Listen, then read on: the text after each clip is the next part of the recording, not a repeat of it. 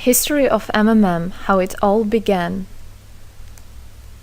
Starting up of MMM, in 1989, Moscow Executive Committee in Leninsky District registered MMM as a cooperative society. It is in Russia.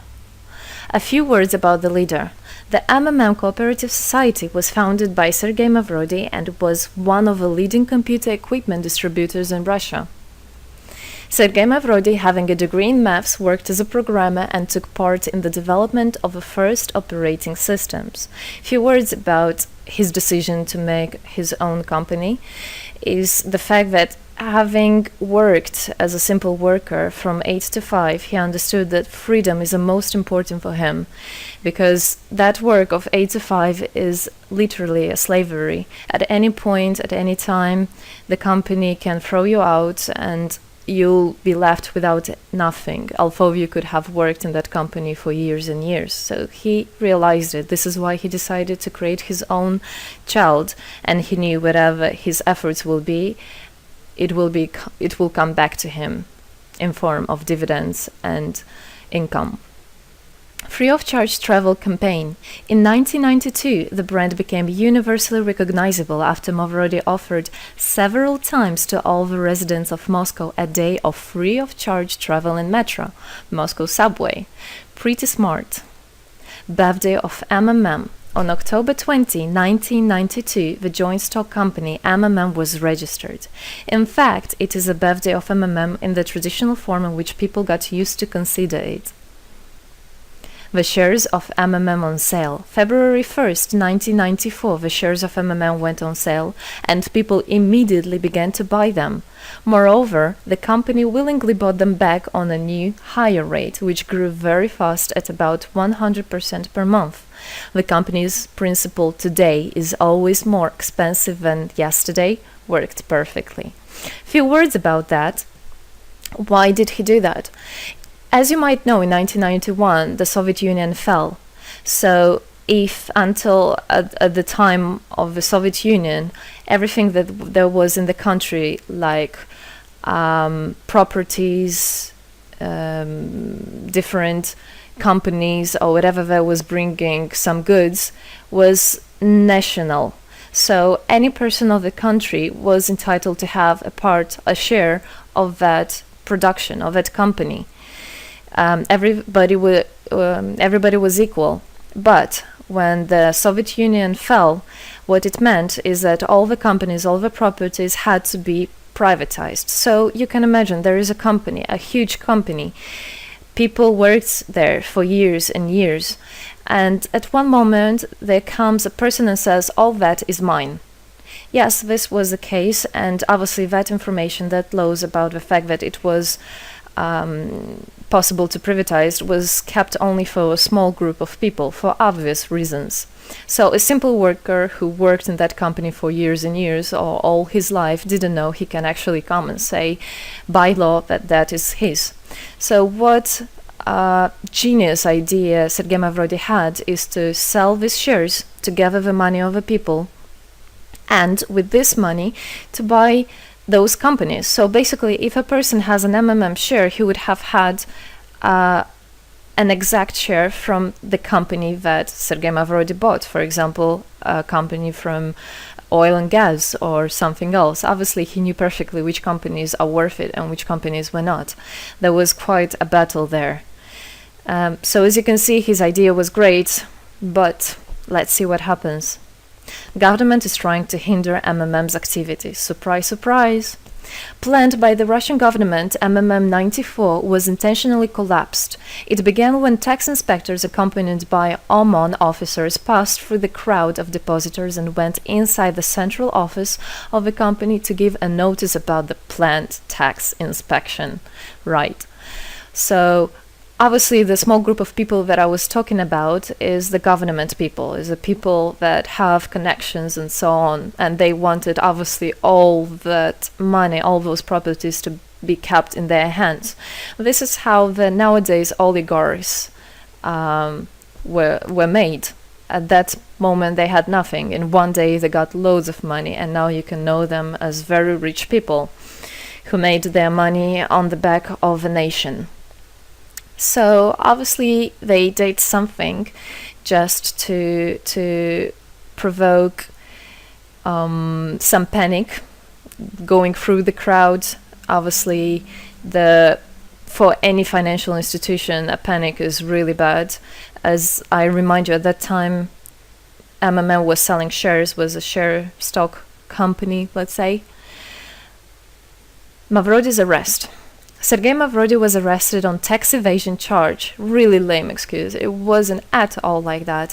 What happened, even the person that was in charge with giving the arrest, he told him that there was no other option for them. They had to do something, even though it was illegal what they were doing, but they had to do it as they were afraid of him.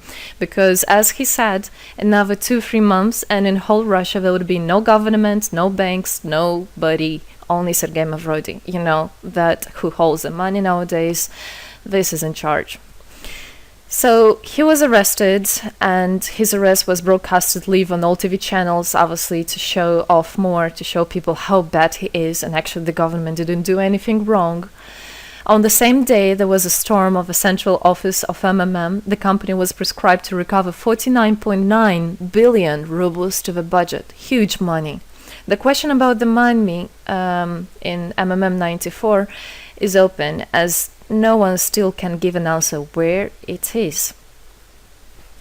The authorities simply turned a blind eye to it, although hundreds of eyewitnesses are ready to confirm, even under oath in court, that they saw 17 trucks take out cash through the back door. So unfortunately, at that time, there was no internet, no way, no bitcoins, no other internet wallets, and all the money were obviously kept in cash in the MMM offices. And the government took advantage of it. They just came, took it out, and then they said nothing. Moreover, they didn't say where the money went. They even made the way to make people believe that Sergei Mavrody was the one who took all those 17 trucks of money and disappeared. But obviously it wasn't the case. It was a simply lame excuse. Demonstrations against state authorities. August 1994. Thousands of MMM depositors affected by the artificial collapse of the pyramid protested and demanded to set Mavrody free. Actually, Mavrody could have used his powers and do huge, bigger protests, but he decided not to do that, as that would made as obvious a different protests of this type. It could be people injured or even killed, so he decided not to use people in this purpose. It was very noble from him to do that. MMM leader became a deputy. However, he found a way to get out of the prison. Being imprisoned, Sergei Mavrody had managed to register as a candidate for a deputy of the State Duma and was released from prison. He won the elections by a landslide and became the deputy of the State Duma of the first convocation. So, as a deputy in Russia, they have privileges. This is why, becoming a deputy, he was set free. The State Duma is against Mavrody. Surprise, surprise! The State Duma deputies deprived Sergei Mavrody of his deputy plenary powers due to his permanent absence at the Duma's meetings. That incident was the only one in New Russia's history. Sergei Mavrody wasn't interested at all in politics. It's not he hates politics, as he said it many times. So he became a deputy only for the reason to get out of a prison. That's it. He wasn't interested to go to at their meetings, as he himself considered as well the people there as being quite silly and not worthy to spend time with. But this was another lame excuse for them to deprive him by saying that he is absent. A candidate for presidency. The Central Election Commission registered the authorized representatives of the initiative group that had nominated Mavrody as a candidate for the president of Russia, but subsequently rejected a significant part of the signatures in the support of a candidate, and his registration was renounced. So, for obvious reasons, they did that again. They weren't interested into having a fair president, a fair leader on top of their head. Revival of MMM, January 2011. Sergei Mavrody renounced launching launching a new project of MMM 2011. Together we change the world. Previously, there were simply no analogues of similar systems in the world. The film about MMM, the launch of a project fell in the same time interval with the release of Russian film about MMM Pyramid, the plot of which is based on the eponymous book in which the history of MMM is disclosed by Sergei Mavrodi. So he wrote a book, and there is a movie which I highly recommend you to watch. You can find it online on YouTube. MMM is building a new, fair financial order. June 2012, the activity of MMM made a lot of banks collapse and a huge outflow of funds from deposit accounts happened. The system numbered more than 35 million members at the time. For obvious reasons, the fight against the system started. It suffered the same fate as MMM 94, eventually collapsed. So what happened? A lot of banks, as I already said, had a huge outflow, and another minus of the system of that time was that it wasn't really quite a community, because the money was still kept by the managers in MMM. So it wasn't the same idea as it is now, comparing it now, where people exchange money between themselves. You don't need to put it in a central account. At that time, there were central accounts, and it was again used by the banks. They simply blocked those accounts that they identified as being of MMM and took all the money away, and that's it. There were no other discussion about that. Again, huge loss of money. People lost a lot of money. Sergei Mavrodi didn't get all of them. It was again the banks that took the advantage of it.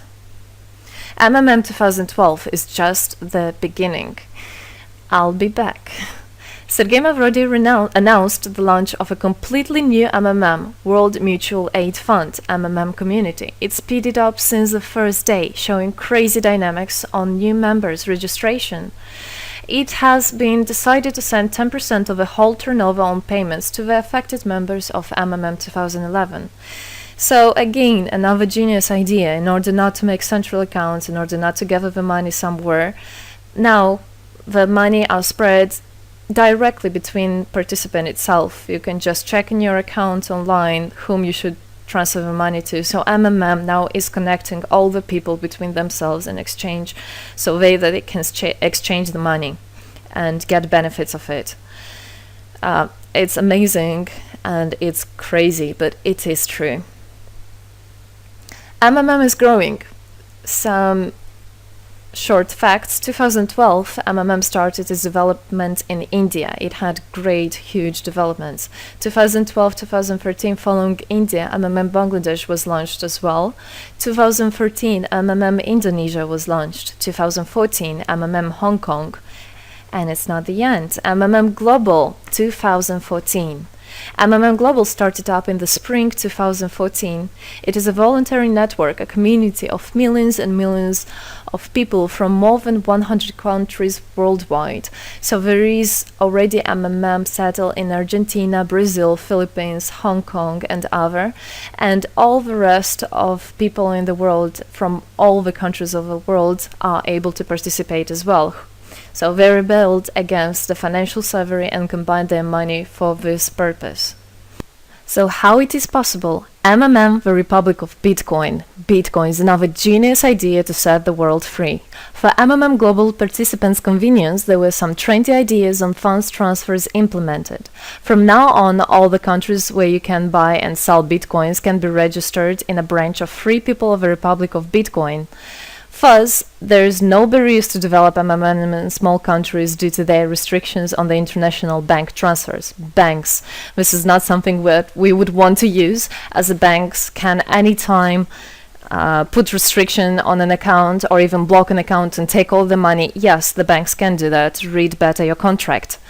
So, Bitcoins is really genius idea to do that. Join MMM Global, join our community, set the world free. Don't hesitate, don't even think of going back, just go always forward. We are writing the history right here and right now. We are not going to be any more slaves working from 8 to 5, having pennies for that.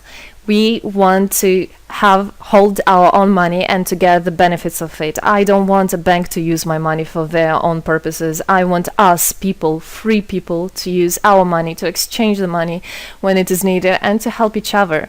This is really a great idea. And join us, write the history here today with us, and together we will indeed change the world.